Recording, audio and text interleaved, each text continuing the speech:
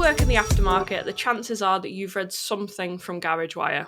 Covering everything from industry news to product launches to event coverage, GarageWire has become a go-to platform for garages, factors, and suppliers across the UK who want to stay in the loop.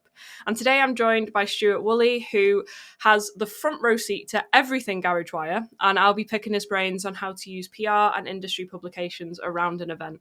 So this isn't just about standing on an exhibition stand and praying, but it's more about how brands can use events as a marketing moment as part of their overall marketing campaign. So we'll be talking about how media, content, and PR all play a role in amplifying your presence before, during, and after the show. So thanks so much for joining us today, Stuart. Yeah, absolute pleasure. Thanks very much for asking me. Completely our pleasure. So I'm very excited to kick off with my first question, which is, what role do you think that platforms like GarageWire actually play for brands exhibiting at shows?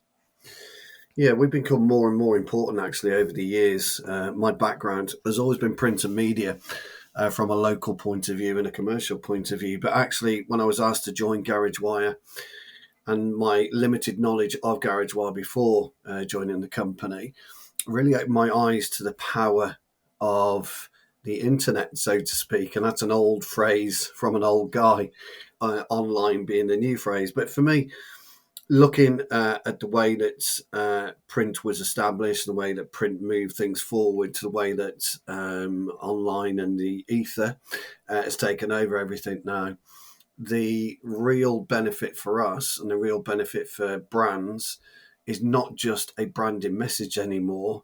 It's a whole plethora of opportunities to show video work, to show anime work, to show real detailed descriptions and drawings of actually how does the basic catalytic converter work. You can almost deconstruct it and reconstruct it and get that message across so that people know what they're buying. And it really works for the man on the street who's going to the garage, who's then going to the factor, who's then going to the branding. So brands, when you look at it, if you look at tier one branding, it doesn't matter who that is, they use factors as a stopping point, and then they rely on the factor then to push that down to the garage, and then the garage to push that out. But what GarageWire does, and what media does, it enables them to tell a fuller story from a manufacturer point of view, down to why you, me, my dad, and everyone else should be buying their particular products. So the power of media has grown extensively over the past 10 to 15 years for brands. Yeah, I mean, it's completely taken over, as you said. And what was that experience then, going from print to the internet? Like, what was that transition like? Did you were you shocked at the versatility and the reach that it actually got? Or Yeah, I was actually, because when you look at the industry that we work in, you got to choose your words carefully, because the guys, the reputations are absolutely second to none. But the industry they work with is almost backwards.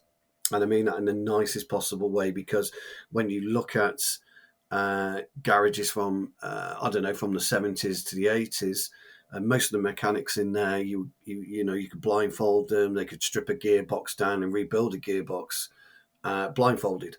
That won't happen today because there's no necessity for that to happen today. So when you look at magazine to online, it's very similar in its structure. That magazine offers us, 6 to 8 week shelf life. Online's indefinite. So today's modern vehicles requires a lot of computer technology, as opposed to vehicles when I was growing up. If my exhaust or whatever fell off, I could put it on myself. You can't do that today. So what I like about, as you quite rightly pointed out in your question, you gave me my answer. What I like about digital is it is infinite. You can do anything to get your message across. You can do what we're doing today. You could then dress me up with goofy ears or whatever and make it fun for the elements of people, and you could still get that message across. However, let me be clear, there's a massive area still for print in our industry, and the mechanics love it. And the mechanics absolutely adore print. And it's not just anymore when you go into a workshop and you go into the reception, there's a magazine for you to do because you're sitting around for half an hour. They don't do that anymore. People sit on their phones, as we all know. But the mechanics still like to have a 10-minute tea break and get a magazine out. So it's a really interesting concept that print at this point in time is still alive, and I hope it continues to be alive. Yeah, I think with print you've got that tangible. There's something in your hand, isn't there? In the same Correct. way that digital can't quite give that. It gives a lot, obviously, but I do like the actual physical element of paper. So I am devastated we didn't put any ears on you for this interview. We could have Yes, yes. Well, please, Kerry, do not do that. Kerry Ann, if you're listening, such please do not do that. such a missed opportunity. So, Yes. what kind of content or stories then, when it comes to these online platforms, do you tend to find gets the most traction from readers around these events, exhibitions specifically? Yeah, from the exhibition side, you don't get a you don't get a lot of readers. I'll tell you why. Because Garage Wise audience in particular, they'll know about Automechanica, they will know about other events that are coming up and have been in the past, and they will go. And a lot of the guys, they go in, they have a good look around. They may attend a couple of seminars, but they'll get as many bags as they can. How many bags you got, buddy? Well, I managed to get 6. How did you only get 6? I got 12, and all this kind of stuff. And that is really is a general thing that happens around shows. But what does happen is when they're engaged, the mechanics, they really do engage. So when they go into the stands and they're talking to the suppliers, they're really interested in specifics. They're not interested in general, they're interested in specifics. They will go onto a stand for a specific reason. And it may be Brembo brakes and they're looking at the latest caliper, what materials they've used, longevity of it, etc. How's the R&D? That's what they tend to use. So Garage Wise experience is very simple. Our audience are looking for bespoke opinion and helpful articles, as well as, should I say, fun-ish articles, if you know what I mean. But what doesn't necessarily resonate so much with Garage Wire is new to range. So when I'm saying that garages aren't really, they won't read an article about the show because they'll be going there. New to range is a very similar thing to that. It yields low pairs of eyes. So when we're talking to suppliers, garages, we're trying to listen to, find out what they're interested in. We want to know how to. We want to know what legislation is coming up that we've got to be prepared for. We want to know if the DVSA are making statements, and we want to know good, solid opinions about the industry. That's what we want to know. With our other articles, where we don't shy away from current issues. If somebody's been out there and they've caused issues for individuals, whatever, we will print that. Actually, what we get back from that, more interestingly, is a more of a question as to why that individual did that, rather than anything else about the story. So that's what I find more interesting about Garage Wise audience, and I'm very grateful for that as well. I really am. We do put the odd clickbait on. It's a bit of fun now and again. There are certain companies that people like, and they absolutely explode when we put a story through. But normally, when it comes to shows, they'd rather be there than read, and that's how it should be. It's exactly how it should be.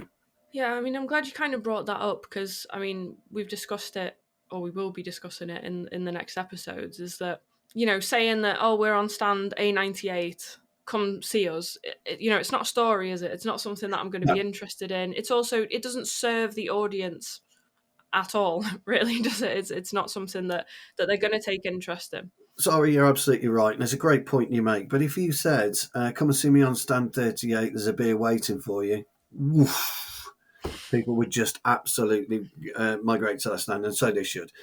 But that's not what business is about. You're absolutely right. So we have to run those articles on our website. Come to Stand A38. We're going to be doing this at this time, this at that time. If you want to come and play this particular game, come on to here, etc. But no, they're not. That doesn't work for us. Everybody knows it doesn't work. Even the suppliers know it's one of those things that you have to do. I call it churn. We call it churn in the industry. You just got to churn out certain things, and that's one of the things you have to do, and that's churn. So no, it won't necessarily drag somebody to your stand. It Yeah. is a we're here type thing. Okay. Well, I think what we need to do here is kill churn, right? So let's give the people what they want with that. Because, I mean, from Mm, my perspective, and I'd love excuse to see me. your take on it, is, Mm, for example, what Maverick Diagnostics are doing, which is actually having experts on the stand where there's a value exchange, isn't there? So yes. if I go to a stand to play a game, cool, that's great. Might get, I don't know, a fancy tablet or something like that. Well, That's great. But it doesn't say anything about my brand, the value that brand actually produces for the end consumer.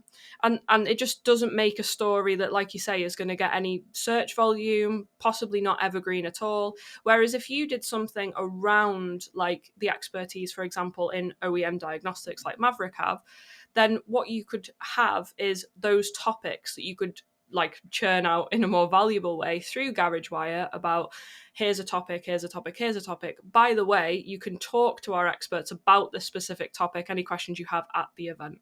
What do you think of what's your kind of take on that? well, that's exactly way because what you're offering is value to the garage owner to make him want to come out of his business for a day. And that is the key element to shows right across the world is how, why should you or your technicians spend 2 hours to 8 hours a day away from the office to come and see me?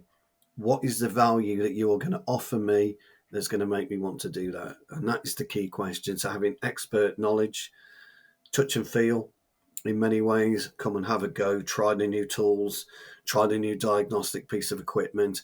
Don't just come and sit in a seminar and look at how it works on a big screen. Come and have a go. Here's a tablet. Here's an iPad. Come and touch it. Come and play with it. See how easy it is for you to be able to train a young apprentice to do a basic diagnostic test on a vehicle. Come and do that. And while you're here, enjoy a coffee and enjoy a donut. But those Mhm. are the small little things. The key element is why am I closing up my garage or walking away from my business for 2 hours to 8 hours? And it's all about the added value that somebody like Maverick Diagnostics or any other brand can offer a garage owner, mechanic, or technician. Yeah. No, I really love that. In a nutshell. Sorry to be so blunt, but that's it. Yeah, I think a lot of brands can have the me disease, whereas they're oh, our product's so great, it's this, it's that. Okay, but what is it solving for that end consumer? And like you said, it's such a physical industry, in terms of like these are hands-on mechanics, and they when they're coming to the show, that's exactly what they're going to want is show me how this apprentice of mine, I love that you said that, show me how this apprentice can use this diagnostic tool to fix that issue. I Yeah. think that's such a cool demonstration and You, a good. you can up your work, your workload, your apprentice. They've got to do certain elements, as you well know, to achieve their skill level one.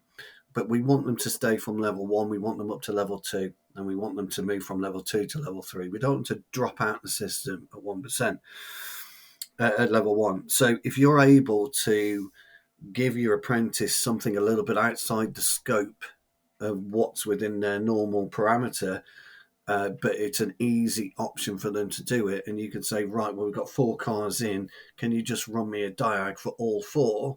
So when I get round to it, I've got the initial diag waiting for me. So I know straight away what I'm looking at. Now, if that apprentice can do that unsupervised after a period of time, that is worth its weight in gold to any garage Yeah. or workshop owner. Very small thing, but a big element. Sorry. Yeah. No, I think we killed churn there. I think give them what they want, not what you want. Let's look at it from a completely different lens. So apart from the kind of value exchange, yeah, go May I ahead. just add to that? But the PR element, and I'm sorry to say this, is culpable of churn because a PR will work with a client, and the client will turn around and say, "We're going to stick you on a retainer for a month or whatever. We'll pay you per month on a retainer for 12 months, but within that, you've got to do 2 articles, and that's it. There's your brief." That's your brief. So you need, as you do, as we work together, so I understand, you understand the mechanism of what's needed. So you won't just put two articles out for the sake of putting two articles out, because that is churning. It just comes into us. And Garage Y, Garage Y runs it as part of our annual package. We want something completely different. I want to delve down into, you know, when you look at clients that you have, and this is good for any kind of PR agent out there that wants to deal with not just Garage One but any form of media. It's not just what the clients tell you. You've got to be giving them a list of 20 to 40 ideas at least to say, right, yes, you've got to do the basics. Yes, you've got to do the branding. Yes, you've got to do new to range. Tick, tick, tick, tick, tick. You've got to do that. We'll do that once a quarter. We'll stick something into those once a quarter, but fill it properly, fill it with really good expertise, expert knowledge, fill it with really good bespoke opinion articles. Don't be afraid to put your head above the parapet, okay, and offer advice to other garages that's worked for you. That's what should be doing. And I'll tell you now, it doesn't happen. Sorry, I've gone on a rant there and I shouldn't have. It's, I mean, you're preaching to the choir, because I mean, a main focus that we have at Mathery is that our clients will get 52 to, like you say, that list, but based on what people are actually searching, right? And Yeah, this isn't just with keyword research, for example, when you see how many searches or difficulty something has for you to rank on Google, but as well, what's on Reddit, what's on forums, what's inside the YouTube comments, what's inside TikTok, Instagram comments, what is the industry asking that will allow you to put out a piece that's equally valuable, establishes your brand as the expert for that, and then obviously later will convert into a sale. So yeah, preaching to the choir there. yeah, 100%. You're absolutely right. And we do talk to agencies all the time about it. One of the things we have is a relationship with the agency as well as the brand, and it's quite key to us. It's really important that we have that relationship. If you don't have that relationship, we just become another standalone, middle of the road news outlet. So, and Garage Wise, not that. We don't want to be that. We never have been, never will be. Not under my watch, anyway. Yeah, exactly. And I think so when it comes to those two key elements, essentially you've got that initial list, right, which is like, this is what people are genuinely asking. From that, you can then take that list and be like, oh, okay, well, we could actually do something hands-on in this event to make it more of that moment as a wider campaign. So like you say, the content's a lot more evergreen for what you guys do, rather than having that short run of print. So getting that list together, using that list to inform what pieces of media they can put out around the campaign. What else is something that brands overlook when it comes to kind of getting their name out there? The media, us, ourselves, they never really reach out to us, talk to us. What's your experience of this? When you speak to garages, what's the feedback you're getting on this particular element? We're trying to launch a new product. Come down and have a go at it. You guys, come down and try it. Try it for yourselves, so that when you're writing about it or you're talking about it or you're getting questions about it, you've got a first-hand experience of trying it. And I talk to suppliers about this all the time. There needs to be some kind of forum open that where media and suppliers can come together and discuss all aspects of the industry. And we can help and we can advise suppliers on other ways of being able to get, like you say, your message across. But you need to use it. The suppliers need to utilize the media a lot more. We've got a better in-depth knowledge of the industry, and I think most suppliers realize and understand. So hopefully this might resonate with some out there, and maybe give us a day at at a diagnostics course, something along those lines for us to try some ADAS. Actually try and configure an ADAS car. Impossible for me. I wouldn't know where to start. I've seen it, Yeah. I've looked at it, I know how it's done, but could I actually do it? Absolutely not. Give us that chance. So that's what I would do. It's a bit of an obscure answer, probably one you weren't expecting, but it's a big elephant in the room for me. No, I think so because you have the suppliers on this side that are obviously experts in what they do, completely Correct. know their part of the industry, know their product obviously in depth.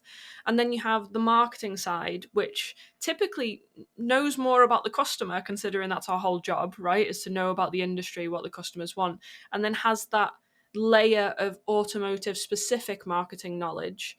I mean, if you combine those together, it just seems like a no brainer. I don't know why more people don't take you up on that offer, to be honest. It's a very, very powerful tool. One of the biggest things that people forget actually from brand to consumer, and I'm talking me and you, we've got an issue with our car and we're taking it into a local garage, is throughput. And again, this is forgotten. So the brand will sell to distribution, job done, that's it, bang. Distribution to factor, again, from distributor to factor, job done.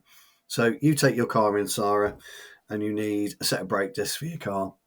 And the guy says to you, says, "Oh, what brake discs do you want? I need my car back in half an hour. Can you just get them?" So he phones up, and he's taken, say, a set of Brembo. I'm not, by the way, I'm not being sponsored by Brembo or anything like that. There are other brands available, etc. I'm just using them as an example.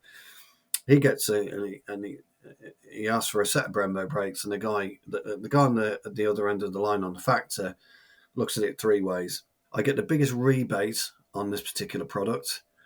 This is a better profit margin than the rebate I would get off that, and I've got 200 of these in stock. So he makes his decision, the factor, based on those three elements. Mm. If the mechanic, doesn't say, "I want Brembo," he'll just get a set of brake discs. And the reason for it is the garage doesn't care.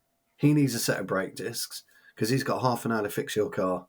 And he knows that he can get that within, it doesn't work, by the way, he can get those within 10 minutes from his local factor. 10 minutes, he can have your car done in the timescale that you want. You've got a new set of brakes, you drive off, you've paid the money that you're happy with, you don't care. What he should have done is say to you, "Sarah, I can do you this set at this cost. I can do you this set, which is a medium OE quality spec set at this cost, or I can do you a full Brembo set that you've already got on at this cost and give you the opportunity." But they don't do it. They're afraid. So this is something I always talk to manufacturers again. When you're talking to factors, make sure the factors are getting your information down to the end user and the garage. So the garage is taking Brembo brakes off is, "I want Brembos back on," the end. And it gets lost in that. So very quick story, but a very true story.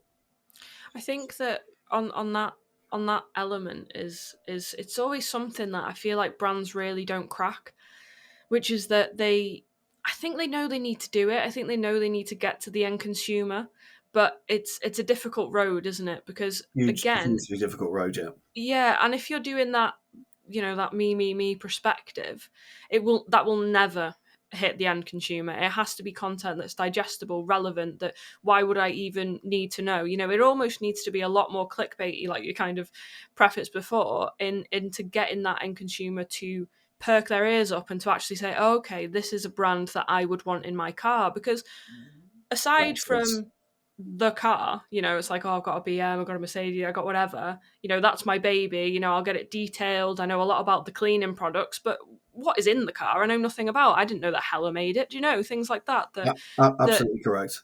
Absolutely correct. Are you driving around with a ZF flappy paddle gearbox? Who knows? not a clue. Who knows? It's a really good point. So I bring this up a lot with manufacturers, and I say to them, you have to think of the end user. You know, People can go onto GSF's website. Again, there are other factors available. I'm just using a specific, and they see all these brands on there. But do they really know what the brands mean? Some people in the know will do. We would, but other people wouldn't. And that's the key, really, message. So when PR is sculpting a message to the end user, it should always be the end user and the technician that you're really focusing on, not so much the factor element. And it does get missed, but I think there are certain things that are starting to change that flow, starting to change that pattern. There are brands out there that have done some dual branding and they think that works. I don't think it does personally, but they do. But there are certain things. Going back to this, your question about the shows, it's a great opportunity for manufacturers to discuss the challenges that they face from getting their product into distribution and then down to you as a mechanic. So it's not all about incentives all the time. Because the mechanics very rarely get an incentive unless the factor puts an incentive in, or there's a manufacturer incentive going on where you might get a free lunchbox or something along those lines. So again, when they're enticing these people to the shows, it's not just always about the product, it's about how you get the product and talk. So somebody like Mavericks, for example, would really benefit from the transition from development to the garage, for example, how it gets there and why it gets there and why it should get there, that type of thing. Yeah, for sure. I mean, I think when it comes to, Maverick as a brand specifically, this podcast is 100% sponsored by them. Love them. We love Is that Maverick. love, from the lens that we've seen, is that how would an end consumer know that you need an OE tool? Like, that isn't even a concept. They probably assume that that's what you do anyway. They Yes. probably don't know aftermarket tools exist. It's just you plug that in and then it all works. Like, what are you talking about? There's a lot of education, and I think that honestly, with like the skills gap, for example, that is in the industry, it's almost like we need to tie that up first and then we can figure out how to get to the end consumer as well. There's that problem and layers on top of it. No, you're absolutely right. The skills gap is big. It's widened. It's not really acceptable, but it's easy for a young person, a young individual, to have that choice at the beginning of 200 courses and think to themselves, well, actually, I like cars, so I'll just do mechanics, because they've got to stay in education, and then they just drop out and go and do what they want. We need them to stay in there, and it's the duty of everybody in the industry. That's the media, that's the brands, that's the factors, that's the garages, to keep these people excited and happy and that type of thing. With the emergence of AI, will that do it? I don't know. For me, it's dangerous. I was out in Taipei just recently, as a guest for the 360 Mobility Expo event. We had a wonderful time, but there was some dangerous things I thought were coming out of it, that maybe in the future brain power will just decrease and decrease and decrease and decrease and decrease, because we're allowing AI technology to think for us. So I'm hoping that the future isn't aligned to AI, and the future is still around about physicality and thought process, for you to be able to solve a conundrum in a safe way. That's what I'm hoping. So when we're talking to 16 to 18-year-olds, the message should be AI is coming, or the future is this, but you need to learn the hands-on elements. You need to learn the thought elements first before you move on to that side of it. So that's what I'm hoping. But we have a responsibility. That's all of us, me included, has a responsibility to get that message out there.